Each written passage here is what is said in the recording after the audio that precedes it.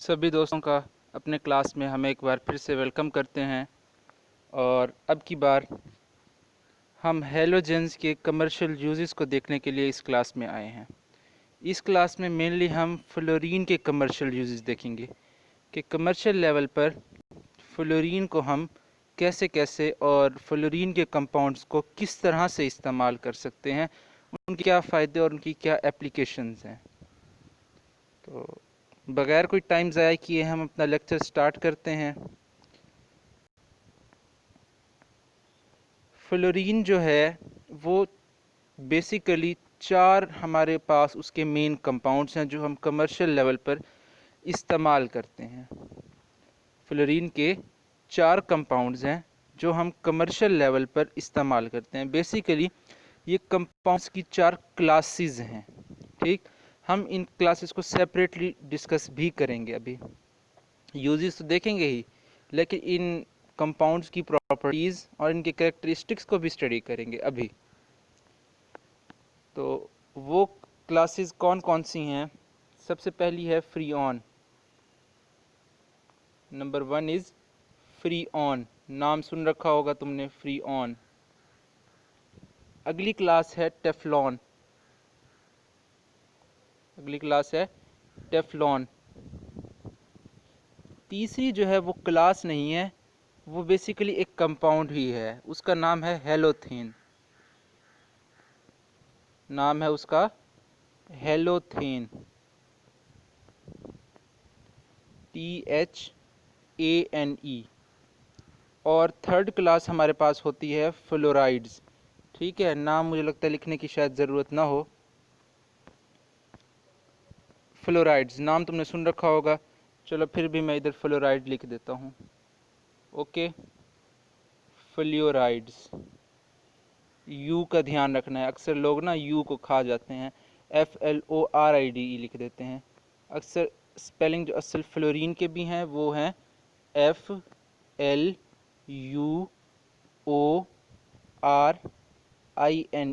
Fluorine.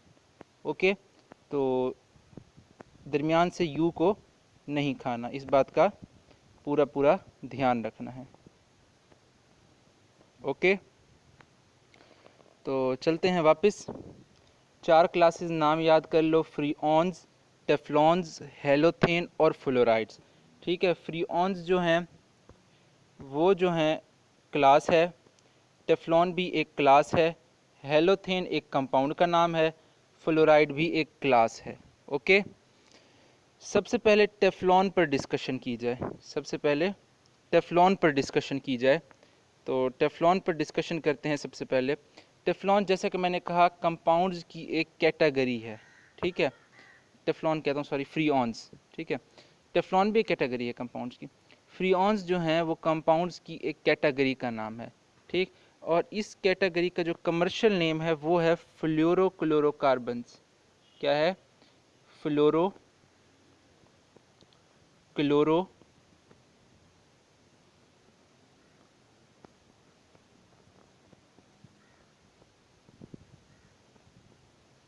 फ्लोरोक्लोरोकार्बन्स। जैसा कि नाम से जाहिर है, फ्लोरोक्लोरोकार्बन्स मतलब ये कि इसके अंदर फ्लोरीन भी होगा, ठीक है, क्लोरीन भी होगा और कार्बन मौजूद रहेगा ही रहेगा। ओके, फ्लोरोक्लोरोकार्बन्स, या इसी को हम क्लोरोफ्लोरोकार्बन्स भी कह सकते हैं। इसी को हम क्लोरोफ्लोरोकार्बन्स भी कह सकते हैं। फ्रीऑन्स जो है लो मॉलिक्यूलर वेट फ्लोरोक्लोरोकार्बन्स या क्लोरोफ्लोरोकार्बन्स हैं। ठीक, हाई वेट की हम बात नहीं कर रहे। जनरली जो क्लोरोफ्लोरोकार्बन्स होते हैं ना, उनके अंदर एक से दो कार्बन्स होते हैं। ठीक है, या बहुत कम केसेस के अंदर कहीं कहीं पे हमें 3 कार्बन देखने को मिलते हैं। ओके, ठीक, 3 कार्बन होने का मतलब ये, एक कार्बन, दो कार्बन, 3 कार्बन होने का मतलब ये कि बहुत ही कम वेट के ये कंपाउंड होते हैं। ठीक है, लो मॉलिक्यूलर वेट। ठीक है, और इनके अंदर क्लोरीन, फ्लोरीन और कार्बन मौजूद है। ठीक है, और साथ ही साथ हाइड्रोजन भी हमें कहीं कहीं देखने को मिल जाता है। सिर्फ ये 4 चीज़ें होंगी। ठीक है, क्लोरीन, फ्लोरीन और साथ हमारे पास जो है आपको हाइड्रोजन कहीं से देखने को मिल जाएगा, कार्बन के साथ वैलेंसी पूरी के लिए जो हम लगा देते हैं कभी कभी। ओके, तो ये तो रहा हेलोथेन, ठीक है, ये वाला तो है हेलोथेन, इसको अभी रख दो साइड पे बिल्कुल। ओके, ये सिर्फ एक कंपाउंड है। हमने अभी 4 चीज़ें डिस्कस की थी, फ्रीऑन, टेफ्लॉन, हेलोथेन और फ्लोराइड्स, ठीक है। हेलोथेन एक कंपाउंड ही है, ठीक है, ये ऐसा कंपाउंड है। स्ट्रक्चर भी तुम्हें इसका बना करके दिखा देते हैं साइड पर ले जाकर। कार्बन, यहाँ से फ्लोरीन लगा हुआ था, ठीक है, इस साइड से भी फ्लोरीन लगा हुआ था, इधर से भी फ्लोरीन लगा हुआ था, यहाँ पर कार्बन था, यहाँ पर ब्रोमीन, नीचे क्लोरीन और 7 हाइड्रोजन मौजूद है कार्बन के। ओके, देखो यहाँ पर ब्रोमीन आ गया। अगर ब्रोमीन ना होता ना तो हम इसे फ्रीऑन्स में ही रखते, क्योंकि क्लोरीन, फ्लोरीन और कार्बन मौजूद होते, 7 हाइड्रोजन मौजूद होता, तो हम इसे फ्रीऑन्स में रखते। लेकिन अब यहाँ पर ब्रोमीन आ गया है तो अब हम इसे फ्रीऑन में नहीं रख रहे, हम इसको कह रहे हैं कि अलहदा कंपाउंड है जिसका कॉमन नेम है हेलोथेन। अगर इसका आईयूपैक नेम या स्टैंडर्ड नेम देखा जाए तो वो बनेगा, यहाँ पर देखो कितने फ्लोरीन है, 3 फ्लोरीन, यहाँ पर कितने, 1 क्लोरीन और 1 ब्रोमीन है। तो हम कार्बन कितने हैं, कार्बन एक, कार्बन ये और दूसरा कार्बन ये, ठीक है। 2 कार्बन वाले कंपाउंड को हम क्या बोलते हैं, इथेन बोलते हैं ना, ठीक है। तो हम लिखेंगे कार्बन नंबर 1 पर हम नंबरिंग हम इस साइड से करेंगे, जहाँ से हमारा ये वाला, इस वाले कार्बन को हम 1 नंबर देंगे और इस वाले कार्बन को हम 2 नंबर देंगे। क्यों देंगे, क्योंकि यहाँ से ब्रोमीन पास में है। ब्रोमीन का जो है बी अल्फ़ाबेटिक्स पढ़ते हुए पहले आता है, एफ बाद में आता है, तो इसी वजह से इस वाले कार्बन को हम 1 नंबर देंगे और उस वाले कार्बन को हम 2 नंबर देंगे। ओके, तो इसका कंपाउंड का नाम हम लिखते हुए लिखेंगे 1 bromo 1 bromo 1 chloro 1 bromo 1 chloro, 1 के बाद से छोटे छोटे डैश लगाएंगे, ठीक हो गया। 1 ब्रोमो 1 क्लोरो ट्राईफ्लोरो, हाँ सॉरी 2 ट्राईफ्लोरो, कितना, 2 ट्राईफ्लोरो, 2 ट्राईफ्लोरो, यानी कार्बन नंबर 2 पर 3 फ्लोरीन थे, 2 ट्राईफ्लोरो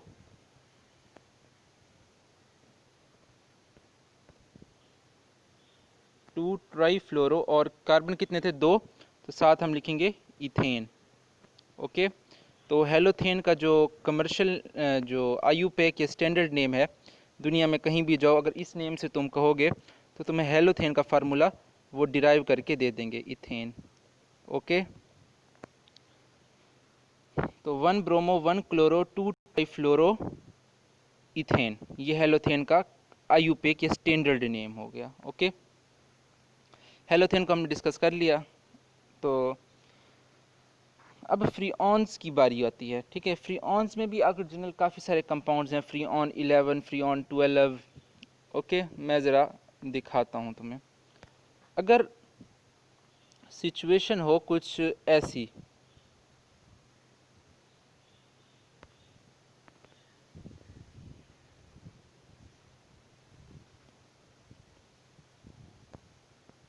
यहाँ पर दरमियान में मौजूद हो कार्बन, ठीक है, यहाँ पर मौजूद हो क्लोरीन, यहाँ पर मौजूद हो क्लोरीन,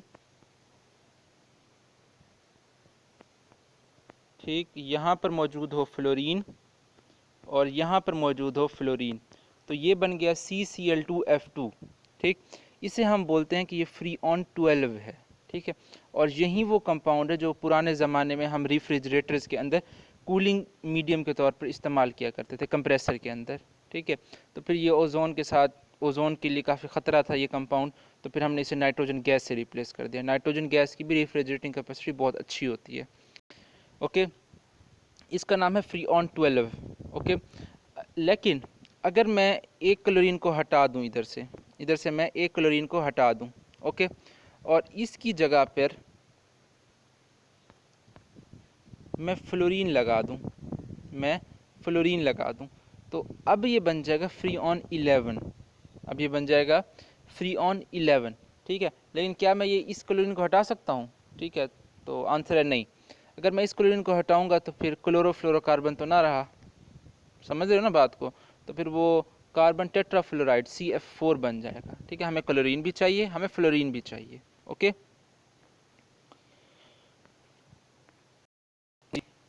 देखो ये स्ट्रक्चर मैंने बनाकर दिखाया तुम्हें कि 3 क्लोरीन और 1 फ्लोरीन हो तो हम इसे बोलेंगे फ्रीऑन 11, और 2 क्लोरीन और 2 फ्लोरीन हो तो हम इसको बोलेंगे कि फ्रीऑन 12 है। ओके, इन स्ट्रक्चर्स को अच्छे से याद रखना है और माइंड में बिठा करके रखना है। यहाँ पर मैंने ये स्ट्रक्चर ड्रॉ किया हुआ है, ये वाला स्ट्रक्चर, इसको देखो, इसके अंदर कहीं क्लोरीन नज़र आ रहा है? आंसर है नहीं। तो क्या ये क्लोरोफ्लोरोकार्बन होगा? तो आंसर है नहीं, ये सिर्फ फ्लोरोकार्बन होगा, सिर्फ ये फ्लोरोकार्बन होगा, क्योंकि सिर्फ फ्लोरीन और सिर्फ कार्बन नज़र आ रहा है, साथ कहीं पे हमें थोड़ा सा हाइड्रोजन भी दिखाई पड़ रहा है। ओके, तो उम्मीद है ये क्लियर हो गया होगा तुम लोगों को। आगे चलते हैं, इनकी प्रिपरेशन पर बात करते हैं हम। ठीक है, कि क्लोरोफ्लोरोकार्बन्स को कैसे बनाया जाता है। तुमने ये रिएक्शंस पढ़े होंगे, उम्मीद है, जो मैंने यहाँ अभी स्क्रीन पर तुम्हें नज़र आ रहे हैं। अगर नहीं पढ़े तो मैं बता देता हूँ इधर लिख करके। ठीक है, मीथेन है ना, CH4, ठीक है, इसमें क्लोरीन ऐड करो, इसमें क्लोरीन ऐड करो। ठीक है, होगा क्या कि तुम जानते हो कि मीथेन कैसा होता है, एक हाइड्रोजन इधर, एक हाइड्रोजन इस साइड से, एक हाइड्रोजन इधर। ओके, मैं इसको ज़रा सही से बनाता हूँ। मीथेन में क्या होता है कि एक कार्बन इधर, हाइड्रोजन इधर, साथ एक हाइड्रोजन इधर, एक हाइड्रोजन इधर, एक हाइड्रोजन इधर। ठीक है, अब Cl2 अगर तुम इसके साथ रिएक्ट करवाते हो Cl2 को, Cl2 ऐसा होता है ना, क्लोरीन सिंगल बॉन्ड क्लोरीन, तो होता क्या है, होता ये है कि ये क्लोरीन और ये हाइड्रोजन मिल जाते हैं। ओके, ठीक हो गया, ये क्लोरीन और ये हाइड्रोजन मिल जाते हैं और मिल करके HCl बना देते हैं, मिल करके HCl बना देते हैं। ओके, अच्छा, HCl बनने से अब दो काम हुए। ठीक है, HCl बनने से अब दो काम हुए, एक तो इस HCl को मिटा दें, यहाँ से ये क्लोरीन खर्च हो गया। ठीक है, वहाँ से सिर्फ एक क्लोरीन बच गया। ठीक है, वहाँ सिर्फ एक क्लोरीन बच गया, पहले दो थे, अब सिर्फ एक रह गया। और यहाँ से कार्बन का एक हाइड्रोजन भी निकल गया, कार्बन का एक हाइड्रोजन भी निकल गया। तो अब होगा क्या कि ये वाला जो क्लोरीन है, ये वाला क्लोरीन, वो इधर जाकर लग जाएगा कार्बन के साथ। क्या लग जाएगा? कार्बन के साथ जाकर के लग जाएगा। ओके, लगा देते हैं, कार्बन के साथ ही लगा देते हैं भैया, लेकिन पहले इसको रेज कर लें। ठीक है, क्लोरीन जा कर के कार्बन के साथ लग गया। ओके, और अब ये बन गया CClH3, CClH3। ओके, अब इसके अंदर हम क्या कर सकते हैं, इस हाइड्रोजन को हटा दें इधर से और इसकी जगह पर फ्लोरीन लगा दें। पॉसिबल है ना, हाइड्रोजन को हटा करके फ्लोरीन लगा दो तो क्या बन जाएगा? क्लोरोफ्लोरोकार्बन। ठीक है, दो हाइड्रोजन को हटा दो, फ्लोरीन लगा दो तो दो फ्लोरीन आ जाएंगे। एक और हाइड्रोजन इधर से हटा दो, ठीक है, क्लोरीन लगा दो या फ्लोरीन लगा दो, तो इस तरह से हम क्लोरोफ्लोरोकार्बन्स को ईजीली बना सकते हैं। इस तरह से हम क्लोरोफ्लोरोकार्बन्स को ईजीली बना सकते हैं। ठीक, यहाँ पर देखो, पहला स्टेप ये वाला रिएक्शन मैंने तुम्हें समझाया अभी अभी। ओके, अगले स्टेप की तरफ मैं चलता हूँ। ठीक, हमने बनाया था CH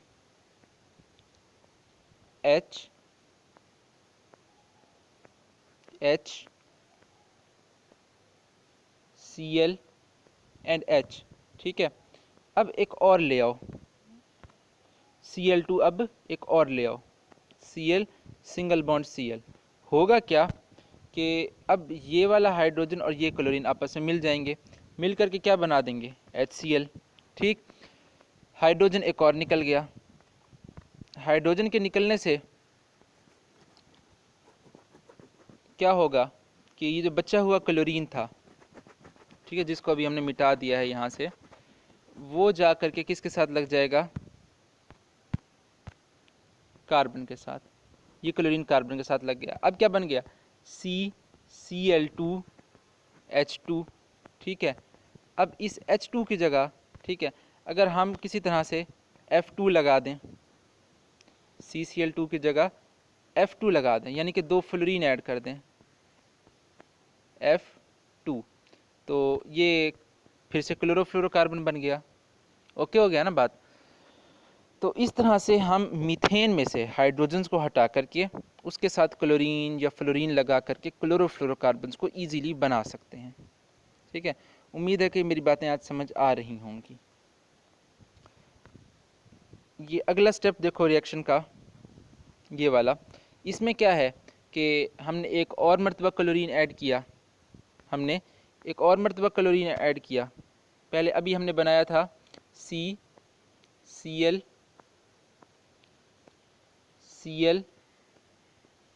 H एंड यहाँ से H, यानी CCl2H2 बनाया था। ओके, और अब इसको मज़ीद एक और क्लोरीन के साथ रिएक्ट करवा दो। ठीक है, होगा क्या, फिर वहीं कि ये हाइड्रोजन और क्लोरीन मिले, ठीक है, मिल करके ये बना देंगे HCl। ठीक, और ये क्लोरीन जा करके कार्बन के साथ जुड़ जाएगा। एक और दफ़ा क्लोरीन को अगर ऐड करोगे तो ये हाइड्रोजन क्या कहते हैं हट जाएगा और इधर क्लोरीन आ जाएगा। समझ रहे हो ना बात को? ओके हो गया। अब मेरा ख्याल है कि बात सबको ओके हो गई होगी कि CH4 को Cl के साथ रिएक्ट करो तो CH3Cl बनेगा, HCl रिलीज हुआ। देखो ज़रा इक्वेशंस को गौर से देखो और समझने की कोशिश करो। ठीक है, तुम्हारे पास मैं 10 तक गिनती गिनूंगा और 10 सेकंड का तुम्हारे पास टाइम है। ओके, देख लो अच्छे से।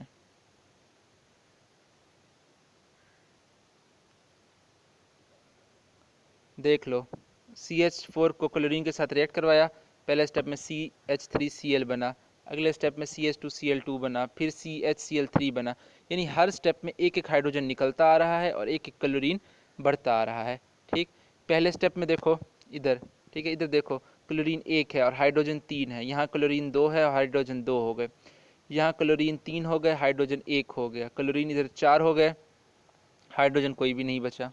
समझ आई ना? ये सारे हाइड्रोजन HCl की सूरत में चारों के चारों हाइड्रोजन निकल गए। ये देखो ना, मीथेन में कितने हाइड्रोजन है? 4 हाइड्रोजन है ना, और यहाँ पर HCl कितने बने? 4 HCl बन रहे हैं। ठीक, तो चारों के चारों हाइड्रोजन HCl की सूरत में निकल गए। हम इन प्रोडक्ट्स में से, इन चारों में से, ठीक है, कोई भी उठा करके किसी एक जगह पर सिर्फ हमने अब क्या करना है, फ्लोरीन जोड़ना है। ठीक है, फ्लोरीन जोड़ेंगे तो हमारा काम हो जाएगा। ठीक है, इस CCl4 को ही उठा लो। ठीक है, CCl4 को ही उठा लो, उठा करके क्या करो, CCl4 कैसा होता है? ऐसा Cl Cl, यहाँ से Cl, इस साइड से भी Cl। ठीक है, कहीं से एक क्लोरीन को हटाओ, यहाँ से क्लोरीन को हटा दिया बिलफर्ज। ओके, क्लोरीन को हटा करके क्या करो, फ्लोरीन जोड़ दो। अब ये क्या बन गया? फ्लोरोक्लोरोकार्बन। ठीक, एक और हटाओ क्लोरीन, एक फ्लोरीन लगाया था तो क्या बना था? फ्लोरीन 11 बना था। ठीक है, अगर 2 फ्लोरीन लगाओगे तो क्या बन जाएगा? फ्रीऑन 12 बन जाएगा। ऐसे ये फ्रीऑन 12 बन गया हमारा। तो उम्मीद है कि इनकी प्रिपरेशन तुम्हें समझ आ गई होगी अच्छे तरीके से। फिर भी अगर कोई कमी है तो कमेंट में करके पूछ सकते हो। टेफ्लॉन की अगर मैं बात करूं, ठीक है, टेफ्लॉन की अब बात कर रहे हैं। टेफ्लॉन का जो असल नाम है, ठीक है, टेफ्लॉन का असल नाम है वो है पॉलीटेट्राफ्लोरोइथाइलीन। ठीक, समझाता हूँ कि ये क्या बला है पॉलीटेट्राफ्लोरोइथाइलीन। तुमने एक कंपाउंड पढ़ा होगा CH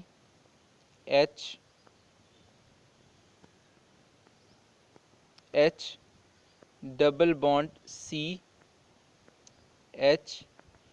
और ये H, इस कंपाउंड का नाम इथीन है। ठीक है, इस कंपाउंड का नाम क्या है? इथीन। या फिर इसी कंपाउंड को कभी कभी हम प्यार से क्या कह देते हैं? इथाइलीन भी बोल देते हैं। क्या बोल देते हैं? इथाइलीन। रेज करके इथाइलीन लिख देता हूँ। ठीक है, ज़रा मुश्किल नाम है, इथाइलीन। ठीक, इथीन को ही हम इथाइलीन भी बोलते हैं। ओके, यानी जहाँ पर कार्बन कार्बन डबल बॉन्ड हो और 2 कार्बन हो तो उस कंपाउंड को हम इथाइलीन या इथीन बोलते हैं। अब हमने नाम लिखा पॉली टेट्राफ्लोरोइथाइलीन। सबसे पहले टेट्राफ्लोरोइथाइलीन पर गौर करो। टेट्रा का मतलब क्या होता है? 4। यहाँ पर कार्बन कितने हैं? हाइड्रोजन कितने हैं? सॉरी, 4। 1 2 3 और ये चौथा। अब क्या करो, इन हाइड्रोजन्स को हटा दो, इन हाइड्रोजन्स को हटा दो, ठीक है, इन हाइड्रोजन्स को हटा दिया, ओके। ऊपर वाले हाइड्रोजन्स को भी हटा दो, सबको हटा दो।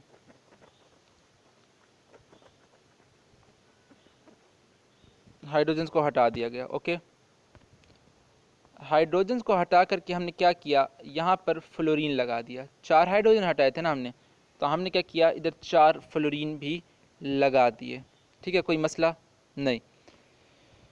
तो अब ये क्या बन गया, टेट्राफ्लोरोइथाइलिन, ठीक है, क्योंकि हाइड्रोजन तो हट गए, अब फ्लोरीन आ गया, इथाइलिन के साथ क्या आ गया, फ्लोरीन आ गया, 4 फ्लोरीन आ गए, तो हम इसको बोलेंगे टेट्राफ्लोरोइथाइलिन।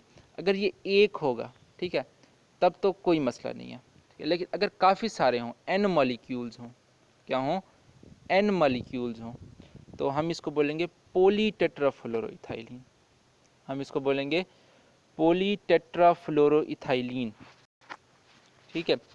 होता क्या है अब कि बिलफर्ज ये ना हमने जो अभी बनाया ये उसका एक मॉलिक्यूल है, टेट्राफ्लोरोइथाइलिन का एक मॉलिक्यूल है।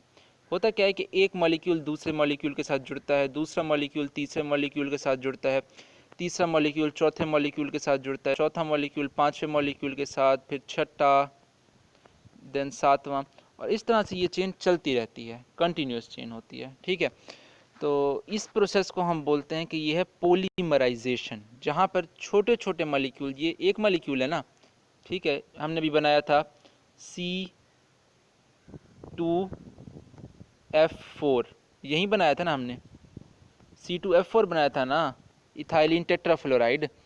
तो अब ये इथाइलिन टेट्राफ्लोराइड का ये एक मॉलिक्यूल, ये दूसरा मॉलिक्यूल, ये तीसरा, ये चौथा, पांचवा, छठा, सातवां, आगे अप टू सो ऑन चलता जाएगा। तो ये सारे मॉलिक्यूल्स मिल करके एक चेन बना देते हैं, ठीक है, आपस में मिल करके हम कहते हैं कि ये पॉलीमराइज हो गए। पॉली का मतलब बहुत सारे, जब बहुत सारे मॉलिक्यूल्स मिल जाएं तो हम इस प्रोसेस को बोलते हैं कि पॉलीमराइजेशन है, ओके। बायोमॉलिक्यूल्स में पॉलीमराइजेशन पढ़ाएंगे तुम्हें, वहाँ पर ज़्यादा बेटर तरीके से तुम्हें समझ आएगी इस प्रोसेस की। अभी सिर्फ इतना समझ लो जितना तुम्हें बताया है और इसको याद रख लो, ओके। ये समझ आ गया टेट्राफ्लोरोइथाइलिन अब कैसे बना। ये देखो, मैंने कहा था कि ये CH2 डबल बॉन्ड CH2 को हम इथीन या इथाइलिन बोलते हैं, ओके। हमने टेट्राफ्लोरोइथाइलिन बनाया, सिर्फ क्या किया कि इन हाइड्रोजन्स को हमने हटाया, इन हाइड्रोजन्स को हमने हटाया और इनकी जगह हमने क्या लगा दिया, फ्लोरीन लगा दिया। क्या लगा दिया, फ्लोरीन लगा दिया। समझ रहे हो ना बात को, इनकी जगह हमने फ्लोरीन लगा दिया। और जो है काम क्या किया कि जब ये गया एक मॉलिक्यूल, ठीक है, एक मॉलिक्यूल बन गया, तो हमने काफ़ी सारे मॉलिक्यूल्स को आपस में जोड़ दिया, ठीक है, जिसकी वजह से एक पॉलीमर बन गया हमारे पास एक बन गया, ठीक है। यानी कि सब पोली मतलब काफ़ी सारे इकट्ठे हो गए हमारे पास, ठीक है। पोली टेट्राफ्लोरोइथाइलिन को हम ऐसे रिप्रेजेंट करते हैं, समझ रहे हो ना बात को, ओके हो गया। अच्छा, अब बहुत से लोगों के जहन में ये सवाल आएगा कि भाई हमने जो कंपाउंड बनाया वो तो ऐसा था, टेट्राफ्लोरोइथाइलिन जो हमने बनाया वो तो था ऐसा। कार्बन की अब 4 वैलेंसीज पूरी हैं ना, ठीक है, कार्बन की 4 वैलेंसीज पूरी हैं। तो अभी ये कह रहे हैं जी कि जो क्या हो रहा है कि काफ़ी सारे छोटे छोटे मॉलिक्यूल्स आपस में मिल रहे हैं, ठीक है, आपस में बॉन्ड बना रहे हैं और एक बड़ा सा मॉलिक्यूल बना रहे हैं। तो भाई ये कैसे हो रहा है, ठीक है, कोई वैलेंसी ही खाली नहीं है। तो होता क्या है कि इधर से ना एक बॉन्ड टूट जाता है, इधर से एक बॉन्ड टूट जाता है और यहाँ से एक एक वैलेंसी खाली हो गई, यहाँ से एक एक वैलेंसी खाली हो गई, जहाँ से फिर आगे आने वाले मॉलिक्यूल्स इजीली इधर से और इधर से अगले मॉलिक्यूल्स आसानी से जुड़ सकते हैं, ओके। बात समझ आ गई, ओके हो गया ना। यहाँ से दरमियान से जो एक बॉन्ड था यहाँ पर इस जगह, हमने इसको हटा दिया, हमने इधर वाले बॉन्ड को हटा दिया। यहाँ पर एक बॉन्ड था ना, डबल बॉन्ड था ना, तो हमने क्या किया, एक बॉन्ड को हटा दिया, सिर्फ हमने क्या किया, एक बॉन्ड को रहने दिया। इधर से एक बॉन्ड खाली, इधर से एक बॉन्ड खाली हो गया, ओके हो गया ना। और एक एक वैलेंसी खाली हो गई, इस तरह से आपस में काफ़ी सारे मॉलिक्यूल जुड़ते जाएंगे अपनी वैलेंसी पूरी करने के लिए, और एक लॉन्ग चेन बन जाएगी, कंटिन्यूस चेन। ओके, हो गया, काफ़ी डिटेल से बात कर ली टेफ्लॉन्स पर।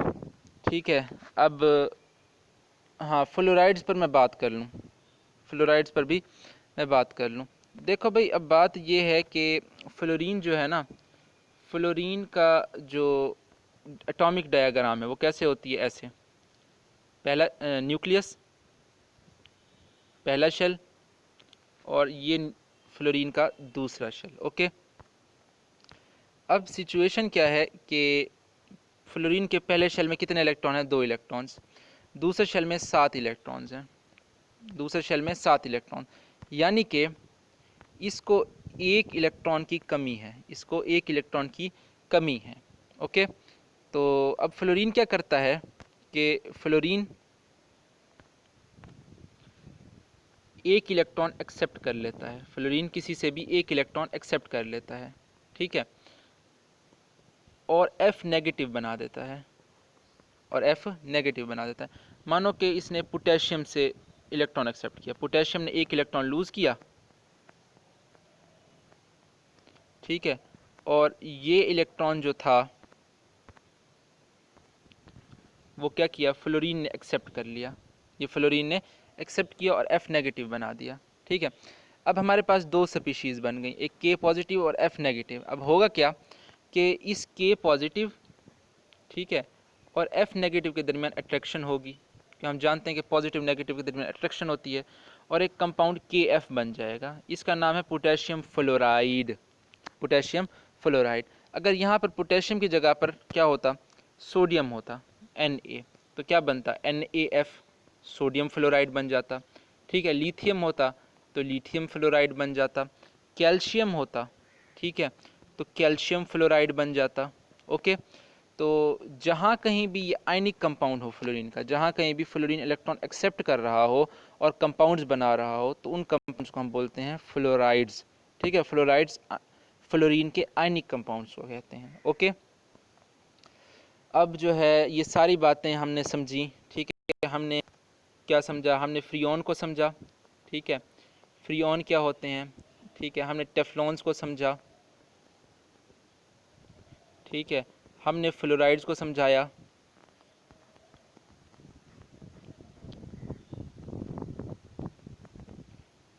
ठीक है, फ्लोराइड्स को समझाया हमने, और हमने हेलोथेन को समझा। ओके, हेलोथेन का स्ट्रक्चर मैं एक दफ़ा दोबारा भी ड्रॉ कर देता हूँ। यहाँ पर कैसे था, C सिंगल बॉन्ड C, यहाँ पर F, यहाँ पर F, यहाँ पर F, Cl, Br, और यहाँ पर H। ओके, इसका नाम हमने क्या रखा था, कितने यहाँ से हमने नंबरिंग की थी ना, हमने कहा था कि ब्रोमीन में B है, तो अल्फ़ाबेटिक्स पढ़ते हुए B पहले आता है, तो हम इस वाले कार्बन को 1 नंबर देंगे और इस वाले कार्बन को 2 नंबर। हमने नाम क्या दिया था, 1 ब्रोमो, 1 क्लोरो, 2 ट्राईफ्लोरो इथेन।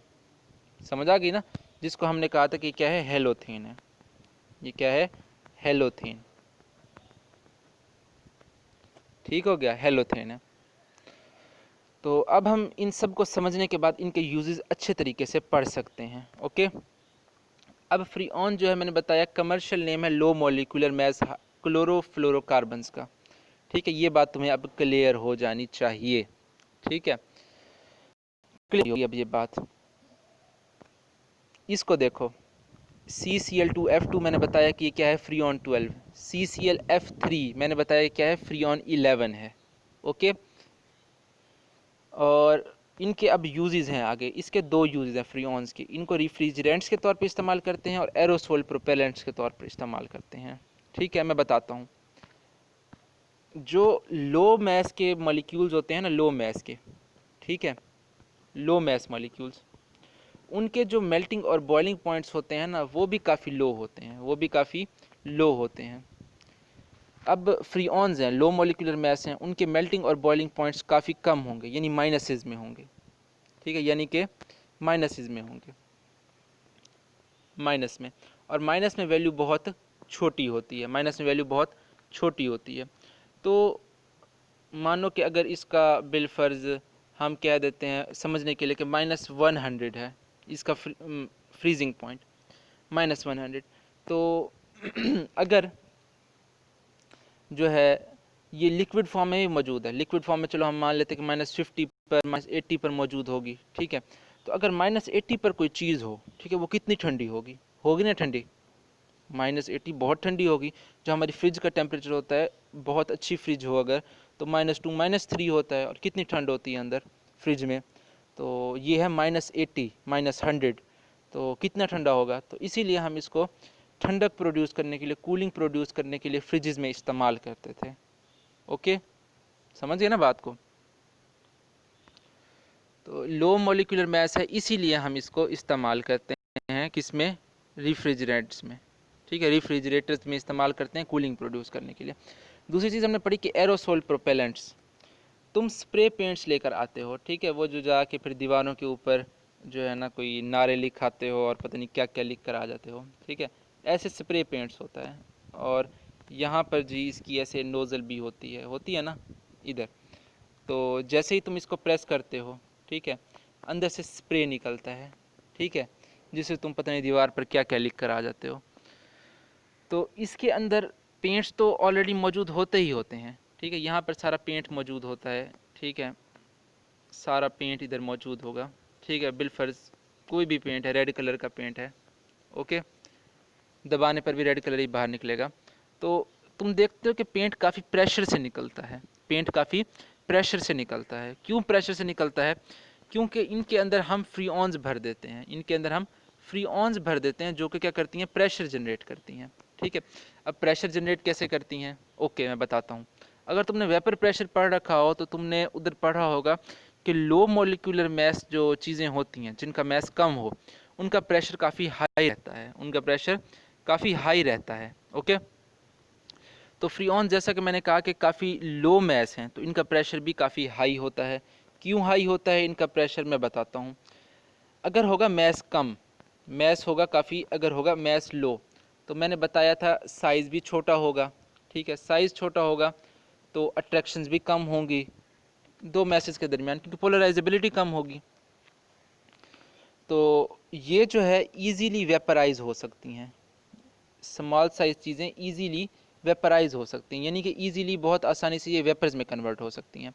जब भी कोई चीज़ वेपर्स में कन्वर्ट होती है, ठीक है, तो वो प्रेशर एग्जर्ट करती है। जो चीज़ जितनी आसानी से वेपर्स में कन्वर्ट होगी, वो उतनी आसानी से प्रेशर एग्जर्ट करेगी, ओके। फ्रीऑन्स जो हैं वो बहुत आसानी से वेपराइज हो जाते हैं और बहुत अच्छा वेपर प्रेशर एग्जर्ट करते हैं, ठीक है। तो हम इनको प्रेशर जनरेट करने के लिए इस्तेमाल करते हैं, ठीक है। वो जो प्रेशर जनरेट करते हैं फ्रीऑन्स वेपराइज होकर, तो उसी प्रेशर को हम एरोसोल प्रोपेलेंट्स में इस्तेमाल कर लेते हैं, ओके। ठीक है, फ्लोरीन के कुछ और यूजेस। अब टेफ्लॉन की बारी आ गई, ठीक है, टेफ्लॉन की बारी आ गई। टेफ्लॉन का मैंने बताया था कि ये इथीन और इथाइलिन से बनता है, ठीक है। इथीन और इथाइलिन के हाइड्रोजन्स को हमने क्या किया, हटा दिया, हटा करके फ्लोरीन लगाया और हमारे पास पॉली टेट्राफ्लोरोइथाइलिन बन गया, ठीक। हम लोगों ने क्या किया, हाइड्रोजन्स को हटाकर फ्लोरीन लगाया, ठीक है, कार्बन कार्बन के दरमियान एक बॉन्ड को तोड़ दिया, ठीक है, और आपस में काफ़ी सारे मॉलिक्यूल्स को जोड़ते गए, जिसकी वजह से टेफ्लॉन बन गया। टेफ्लॉन जो है ये एक बहुत अच्छा प्लास्टिक है। घर में जो प्लास्टिक की कुर्सियाँ और मेज़ें पड़ी होती हैं, वो क्या होती हैं, टेफ्लॉन से बनी होती हैं, वो टेफ्लॉन से बनी हुई होती हैं, ओके, वो टेफ्लॉन से बनी होती हैं। तो बहुत अच्छा एक प्लास्टिक है। और घरों में जो कुर्सियाँ प्लास्टिक की पड़ी होती हैं, टेबल्स पड़ी होती हैं प्लास्टिक की, वो काफ़ी पायदार और काफ़ी मज़बूत होती हैं, ठीक है। इसीलिए ही मज़बूत होती हैं क्योंकि उनके अंदर टेफ्लॉन इस्तेमाल किया जाता है, और टेफ्लॉन काफ़ी अच्छा और मज़बूत प्लास्टिक है, ठीक है। टेफ्लॉन एक काफ़ी एक स्टेबल कंपाउंड है, काफ़ी एक स्टेबल कंपाउंड होता है। तो ये जो है एसिड्स या अल्कलीज़ के साथ, ठीक है, इतनी आसानी से रिएक्ट नहीं करता, एसिड्स या अल्कलीज़ के साथ इतनी आसानी से रिएक्ट नहीं करता। अगर किसी चीज़ पे तेज़ाब फेंक दो, ठीक है, तो वो गल सड़ जाती है, लेकिन टेफ्लॉन पर अगर तुम तेज़ाब वगैरह फेंकोगे, ठीक है, कोई कास्टिक सोडा फेंक दिया, गलती से गिर गया कोई चीज़, ठीक है, तुम बैठे एक्सपेरिमेंट कर रहे थे टेफ्लॉन की टेबल पर, तो कोई गलती से चीज़ गिर गई तो उस टेबल या चेयर को कोई नुकसान नहीं पहुंचेगा, उस टेबल या चेयर को कोई नुकसान नहीं पहुंचेगा, कोई ऑक्सीडेंट गिर गया, ठीक है। ये एक टर्म है लिखी हुई, ऑक्सीडेंट, ठीक है। इसकी मैं वजाहत कर दूं। ऑक्सीडेंट्स क्या होती हैं? हर वो चीज़ जो ऑक्सीडेशन काज करे, ठीक है। किसी चीज़ से इलेक्ट्रॉन को खींच लेना, क्या होता है? ऑक्सीडेशन। तो ऑक्सीडेंट्स भी किसी चीज़ को डैमेज करते हैं। क्या करते हैं? उसके अंदर से ना इलेक्ट्रॉन को खींच लेते हैं। जब इलेक्ट्रॉन को खींच लेंगे तो वो चीज़ ऑटोमेटिकली डैमेज हो जाएगी, वो चीज़ ऑटोमेटिकली डैमेज हो जाएगी, क्योंकि हम जानते हैं कि loss of electron damage an object. किसी चीज़ को डैमेज करना है तो उसमें से इलेक्ट्रॉन्स को निकाल लो, ऑटोमेटिकली वो डैमेज हो जाएगी। तो टेफ्लॉन्स जो हैं ऑक्सीडेंट को भी खातिर में नहीं लाते, ठीक है। ऑक्सीडेंट्स का अगर इन पर अटैक हो तो इलेक्ट्रॉन्स को इतनी आसानी से लूज़ नहीं करते और ख़ुद को डैमेज नहीं होने देते। एसिड या अल्कलीज का अटैक हो तब भी कोई इतनी आसानी से ख़ुद को ख़राब नहीं होने देते। अच्छा जी, अगला पॉइंट देखो, ये वाला पॉइंट क्या लिखा है कि इनको हम जनरली हम देखें कि जो मशीनरीज होती हैं, ठीक है, मशीनरीज हम जनरली लोहे से बनाते हैं, मशीनरीज हम जनरली लोहे से बनाते हैं और लोहे को आराम से जंग लग जाता है, लग जाता है नहीं लग जाता। घर में देखते हो कहीं पे लोहा पड़ा हो बाहर, ठीक है, हवा में पड़ा हो तो आसानी से उसे जंग लग जाता है, ब्राउन ब्राउन कलर का। तो टेफ्लॉन चूँकि एक प्लास्टिक है, ठीक है, तो इसको इतनी आसानी से जंग नहीं लगता, टेफ्लॉन को इतनी आसानी से जंग नहीं लगता, ठीक है। तो हम कह सकते हैं कि ये जंग प्रूफ है, या सही से बोलें तो कोरोजन प्रूफ है, ठीक हो गया। इतनी आसानी से इसे जंग नहीं लगता। तो अगर हम मशीनरीज के जो पार्ट्स हैं जो हमने लोहे के बनाए हुए हैं उनके इर्द गिर्द टेफ्लॉन की कोटिंग करते हैं, ठीक है। तो अगर डैमेज होना होगा किसी चीज़ को तो पहले आउटर मोस्ट लेयर डैमेज होती है ना। फॉर एग्जांपल ये कोई एक मशीनरी का पार्ट है, ओके, हमने इसके इर्द गिर्द क्या किया कि एक टेफ्लॉन की कोटिंग चढ़ा दी, हमने इस गिर्द क्या किया? टेफ्लॉन की कोटिंग चढ़ा दी, ओके। अब अगर बाहर से डैमेज होना होगा तो पहले ये टेफ्लॉन की लेयर डैमेज होगी ना, पहले ये टेफ्लॉन की लेयर डैमेज होगी ना, फिर इस मशीनरी को कुछ होगा। ऐसे ही है ना, जब ये टेफ्लॉन ही काफ़ी मजबूत है, इससे ही कुछ नहीं होगा, ठीक है, तो मशीनरी ऑटोमेटिकली सेफ रहेगी। समझ रहे हो ना बात को? Okay, it is used for coating in electric wirings. ये पॉइंट भी मैं समझाता हूँ। अगर हों तारें नंगी, अगर तारें नंगी हों, यानी कि कुछ ऐसी सिचुएशन हो, बिलफर्ज ये दो तारें हैं, ठीक है, एक तार ये है और दूसरी तार है ये, ठीक है।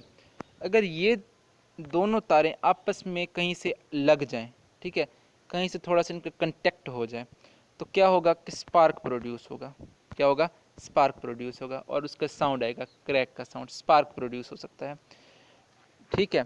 तो हम क्या करते हैं कि जो है ना इन वायर्स की कर देते हैं कोटिंग, इन वायर्स की हम कर देते हैं कोटिंग।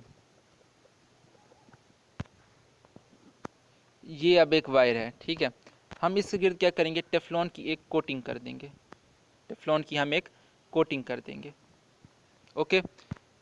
ये अब दूसरी वायर है, ठीक है, हम इसके गिर्द भी टेफ्लॉन की क्या कर देंगे? कोटिंग कर देंगे, ओके, टेफ्लॉन की क्या कर देंगे? कोटिंग। अगर अब ये वायर्स कहीं से टच होती भी हैं, ठीक है, तो आगे तो क्या है? इंसुलेटर टेफ्लॉन है, ठीक है, तो करंट तो पास हो नहीं सकेगा, तो स्पार्क होगा ही नहीं।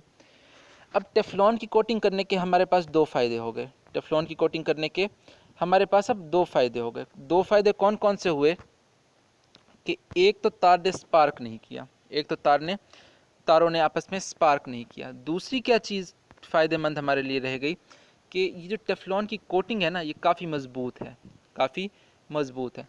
बाहर अगर तुम खुले आसमान के नीचे लगा दो इसी कोटिंग करके वायर को, तो अगर बारिश वगैरह आएगी तो पानी अंदर नहीं घुसेगा वायर के अंदर, जिससे हमारी वायर भी ख़राब नहीं होगी। धूप में पड़े रहने की वजह से, ठीक है, इतनी आसानी से ये टेफ्लॉन डैमेज नहीं होगा, ठीक, और हमारी वायर अच्छी और मज़बूत रहेगी, ठीक है, बढ़िया दिखाई पड़ेगी, ओके। करंट अच्छे से पास होगा, ठीक है, जब कोई एक्सटर्नल उसको कोई डिस्टर्बेंस नहीं होगी करंट को, ठीक है, कोई बाहर से उसे टेफ्लॉन मौजूद होने की वजह से कोई चीज़ उसे डिस्टर्ब नहीं कर पा रही, तो करंट अंदर मौजूद मेटल की वायर में से बहुत आसानी से गुजर जाएगा, ठीक हो गया। तो इस तरह हमारी इलेक्ट्रिसिटी का निज़ाम भी अच्छा हो सकता है टेफ्लॉन की वजह से। देख लो कितने फ़ायदे हैं टेफ्लॉन के। ओके जी, अब मैं इसके घरों में इस्तेमाल बताता हूँ कि घरों में क्या होती है सिचुएशन। इसको हम जो कुकिंग पैन्स हैं, ठीक है, खाने पकाने के बर्तन, बिलफर्ज ये एक खाने पकाने का बर्तन है, ठीक है। अब होता क्या है, जब खाना पकाते हैं ना तो यहाँ पर नीचे खाना लग जाता है, चिपक जाता है खाना, ठीक है। यहाँ पर नीचे खाना चिपक जाता है और फिर उसे जब धोते हैं, धोने में मसला होता है और उसे खुरच खुरच कर धोना पड़ता है, ठीक है। लेकिन टेफ्लॉन की वजह से हमारी ये प्रॉब्लम हो गई अब हल। अब ये खाना इधर नहीं चिपकेगा, अब ये खाना इधर नहीं चिपकेगा, ठीक है, ये बर्तन। ओके, हम अब क्या करेंगे कि यहाँ पर टेफ्लॉन की एक कर देंगे कोटिंग, इस बर्तन में अंदर वाली साइड से कर देंगे टेफ्लॉन की एक कोटिंग। अब यहाँ पर तुम जो मर्ज़ी पकाओ, यहाँ पर जो मर्ज़ी पकाओ, अब ये नहीं चिपकेगा, अब ये नहीं चिपकेगा, क्योंकि टेफ्लॉन जो है नॉन स्टिक होता है। तुमने कभी तार को पकड़ कर देखा हो, बिजली की तार जो आ रही होती है, तो देखा होगा वो नॉन स्टिक की होती है, स्मूथ होती है बिल्कुल, उस पर कोई चीज़ चिपकती नहीं है। टेफ्लॉन पर भी कोई चीज़ नहीं चिपकती। वायर बेसिकली टेफ्लॉन होता है ना, इर्द गिर्द जो इंसुलेटिंग मटेरियल ब्लैक ब्लैक लगा होता है, टेफ्लॉन होता है। तो ये अब चिपकेगा नहीं इधर, ठीक है। और हमारा एक बेहतरीन से खाने पकाने का बर्तन तैयार हो गया, ठीक है। हमें परेशान होने की अब ज़रूरत नहीं है कि हमारा खाना नीचे चिपक जाएगा, हमें धोने में प्रॉब्लम होगी। लेकिन एक ड्रॉबैक अब है, ठीक है। तुम देखते हो नया बर्तन जो घर में आता है उस पर तो खाना नहीं चिपकता, ठीक है।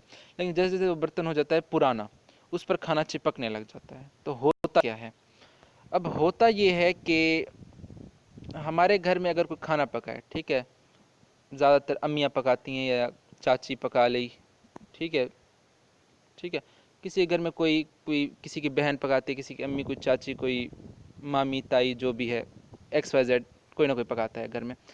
तो होता क्या है कि खाना पकाते हुए ना अंदर हिलाते हैं चम्मच, ठीक है, और चम्मच हिलाते हैं काफ़ी ज़ोर ज़ोर से। नतीजा क्या निकलता है कि ये जो कोटिंग है, ये वाली कोटिंग टेफ्लॉन की, ये उखड़ जाती है, टेफ्लॉन की कोटिंग उखड़ जाती है, ठीक है। ये टेफ्लॉन इधर से क्या हो जाता है, ख़त्म हो जाता है, टेफ्लॉन क्या हो जाता है, ख़त्म, ठीक है। और ये ओरिजिनल जो ब्लैक सरफेस है, ठीक है, वो आ गई। अब ये ओरिजिनल ब्लैक सरफेस आ गई।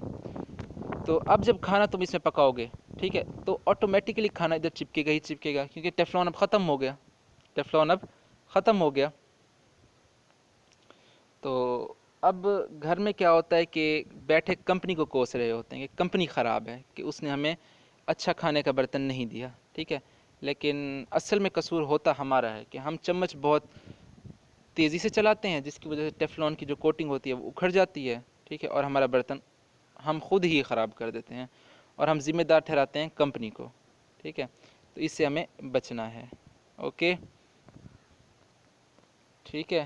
तो जब भी तुम्हें खाना पकाने का मौका मिले तो ज़ोर ज़ोर से चम्मच न चलाना।